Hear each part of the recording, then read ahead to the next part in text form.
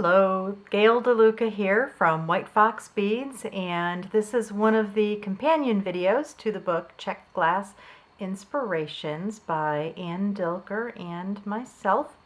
And today what we're going to do is just some basic stringing so I can show you how to do a crimp finish. So the materials that we're using are some flexible beading wire.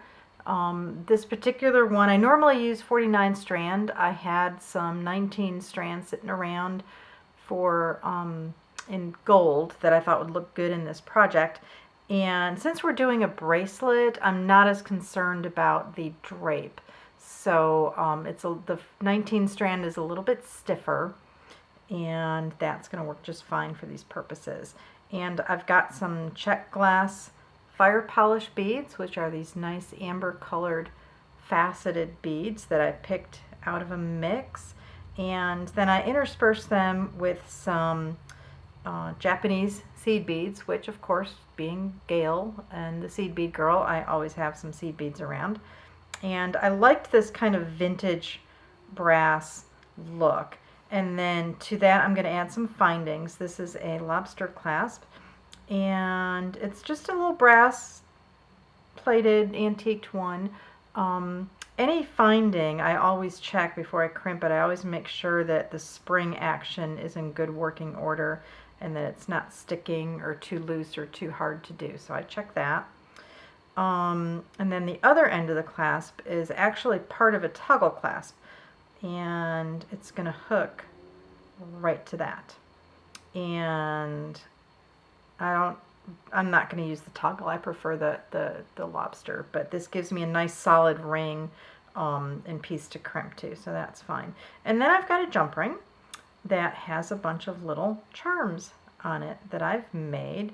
And if you hop on over to the earring video, the third video in my earring videos will show you how to do this briolette wrap. And I've got a Czech nice big drop here and some seed beads, and then the fire polish, and this relates to the fire polish in the rest of the bracelet, so it kind of brings that color in and makes it relate. This is a vintage brass finding, which I took apart. I opened up. It was this shape originally. I opened it up, and if you can see, it's actually got one of these green beads inside of it. So I opened it up, put the green bead in, closed it back up, did a little polishing to bring the shine up and make it look pretty, and then I had to do a briolette wrap on that to secure it all, and then add that to the jump ring. And then I've got just a little vintage brass charm that I did a little bit of polishing on, and then I added a little seed bead. So everything kind of relates back to the beads in the bracelet. And then this will give us some nice dangles to kind of dress up and pretty up and accent what is otherwise a very simple bracelet. I like simple. So we're going to start with the crimps, and I've got two crimps right here. They are crimp tubes. I much prefer using crimp tubes to crimp beads. I feel that they are stronger and they work better with the crimp tool. And this is our crimp tool. And then I've got two crimp covers, and these are going to cover up the crimps. So the crimps are silver, or one of them might even be gold, which is fine. They're just going to get covered up by the crimps, which are going to relate back to the color of the metal that we're using in the project. So a little bit about your crimp tool. It's got several parts to it. It's got a hole, or a part right here. This first bit right here. I don't know. I hope you can see that. Let me see if I can get some more. Get the light a little bit better. But this makes kind of a C shape, and then this front kind of rounds it over. So there's those two main parts, and we're going to use this crimping part that makes that C shape first. So what you do is you take your wire. Oh, and by the way, these are called bead stoppers, and they are a very, very clever little tool. They usually come in sets of like 6 or so. and they come in a couple different sizes. But you just squeeze this open. It's basically a spring. You squeeze it open and you put your beading wire in there, and then that keeps the beads from falling off. It's great. And then that way you can have one on each end. You can make changes to each end as you need to adjust the length, which I actually did do a little bit earlier. So to take it off, you just press it and open it up. And then I'm going to string a crimp bead. I've got a lot of extra here. I usually like to have about 2 inches. I will overkill today. You string the clasp on, and then you string the flexible beading wire back through the crimp bead. And for the first one, I don't have to have it right up next to the beads. I'll snug from the other direction. So I want a little loop there, and then I want to take this part of the plier, the one that makes the little dent, and put the crimp in that dent. And what you do is you just apply gentle but firm pressure, and there you go. You've got the first part of a crimp. If you leave it like this, it will not stay like this. It is not secure. Your wire will be able to move. So now we take this and we put it in the front part of the crimp. And you want to do that in such a way that that little dent is dented in this way. It's kind of facing out. And what the crimper is going to do is it's just going to kind of fold it over. So we're going to do that. I hope you can see this. Move it into where I think it's focusing. There we go. Okay. There's a nice, solid, neat crimp. And then I will take the very tip of the pliers. It's got a flat end to it. With the fold kind of right in here, I'll just smush it down a little bit more to make it extra secure. And then we are going to use our flush cutters. I love these Italian ones. They work very well. They hold up very well. And I will hold the tail, and with the flush side up against the crimp, cut the tail off. There is no need to string this tail back through your beads. Eventually that end just kind of works its way out, and it will poke you and get you in the back of the neck on a necklace or whatever. There's no need to do that. If your crimp is secure, it's going to stay and it's not going to move. So then we're going to put a crimp cover over that crimp.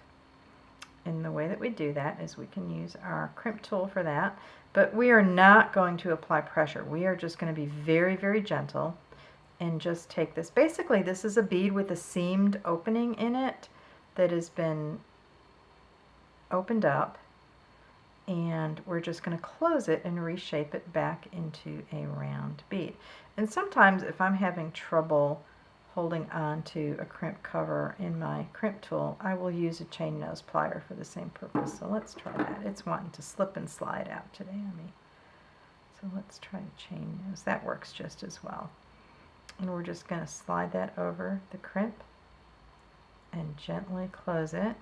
And you can work all the way around and just kind of gently apply pressure to ease that bead back into the round shape. Okay. And now we're going to do the other side. So I'm going to take off the bead stopper, and we are going to string the crimp. I'm not sure if this is focusing, so I'm just going to adjust the camera a little bit. There. Okay, so I've got the crimp. I don't have a cameraman today. I'm on my own, guys, so bear with me. Okay, then I'm going to string the other part of the clasp and then string back through the crimp tube. And now I want to make sure to take up any slack. I want to kind of ease it around like this. It feels a little bit stiff. I want it to feel nice and soft and supple. So I'm just going to ease a little bit of slack back in, pull this out.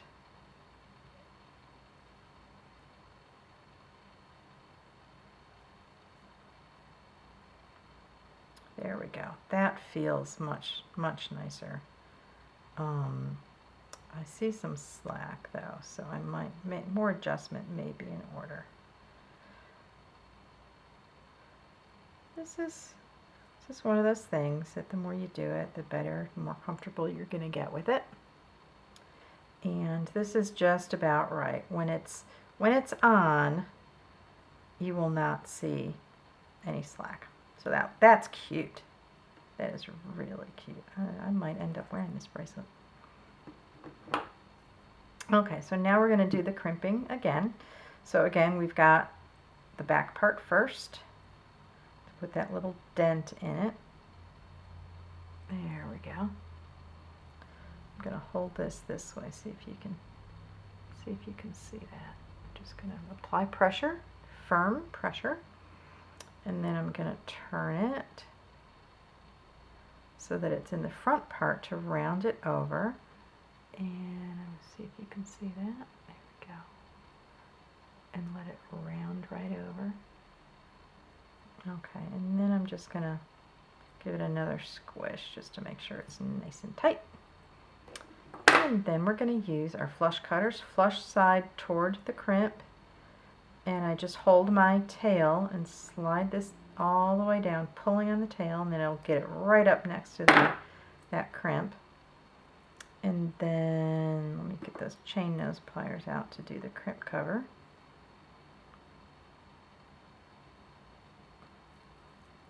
And this will slip right over the crimp and gently close it and turn it and round it out a little bit. Make sure it's all nice and round and smooth. And there you go. There is the finished bracelet. So I will clasp to this soldered ring just like that. Let me scoop these beads out of the way so you can get an idea of just how adorable this is. Oh, that is cute. I am liking this bracelet.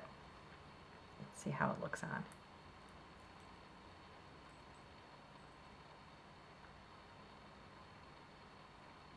See, this is one reason I like a lobster clasp. It's a little harder to get on, but that makes it nice and secure. So that's cute. That is very, very cute. Okay, that is how you crimp flexible beading wire, and that's a very common way to make a lot of necklaces and bracelets these days. It's secure and long-lasting, and it looks fantastic. And these crimp covers definitely give a professional finish to it. So I hope you enjoy using more Czech glass beads in all your jewelry designs, and I hope this inspired you to do some creating of your own. This is Gail DeLuca at White Fox Beads. When you're in Knoxville, stop by and say hello or visit us online at our Etsy store, White Fox Beads. Thanks!